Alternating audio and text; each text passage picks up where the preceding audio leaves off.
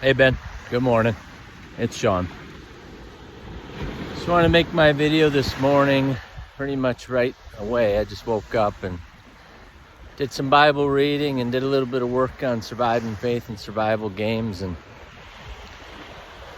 it got me thinking because I was sharing my story with someone that I'm hoping will partner up with me on the surviving faith journey. And I was sharing my story with him a little bit, and it made me realize I don't know if I ever shared kind of the harder stuff with you. I know we talked about it a little bit, but that would be a good chance to share some of the details of what happened, because if it can help anybody else.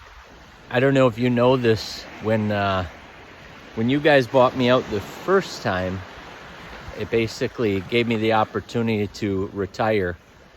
I gave that a shot, and it didn't go well.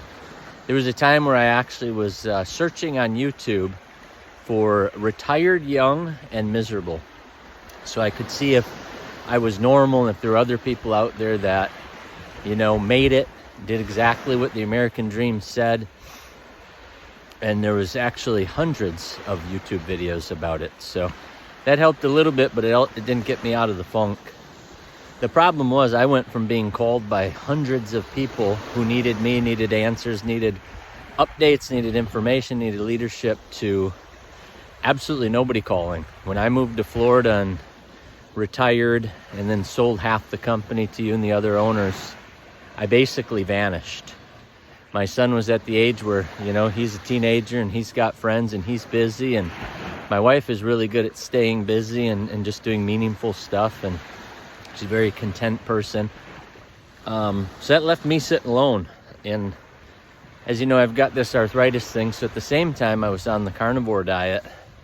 So I was mad at God because he took all food from me. I was down to just eating beef and butter, which sounds great. And I lost a bunch of weight and felt pretty decent. But when you realize that you'll never have an apple again in your entire life, never get to have a salad again, never get to eat anything but beef, it drove me into quite a dark place. Basically hit the point where I didn't feel needed, like the world was done with me. I'd done my job. I'd created that company, created all those jobs for people, and given people something to do, something to focus on. And it just reached the point of I had done my work, and there was no point in having me here anymore.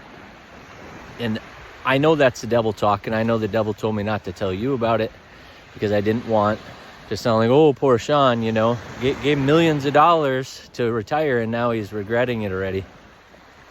And I wasn't going to share it with other people, and oh, poor Sean living in a mansion and driving Lamborghinis and sitting in his hot tub crying about it, and we're supposed to feel bad while we go to work every day. And so it basically left me with nobody to talk to, so I just held it all in and processed it myself, which was super dangerous. I'm glad that it did work out, and I know that God had his hand in that, because the carnivore thing didn't work. My pain didn't go down, so I just went back to eating because there's no value in doing the carnivore for me.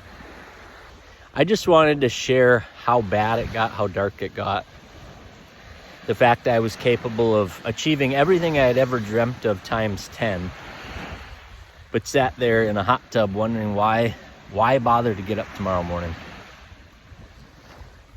Just wanted to share that just in case it could help anybody else. I think it's the good old-fashioned, you can't judge a book by its cover. You can't judge a man by his success. You can't judge how somebody's doing from the outside without really knowing what's going on in their life. And I think there's a lot of men that feel that way. I think there's a lot of women that feel that way. And I just hope that we can become more aware of that and be there for each other. Just wanted to share a lot of that detail with you this morning, Ben, because as you know, this is a comeback story.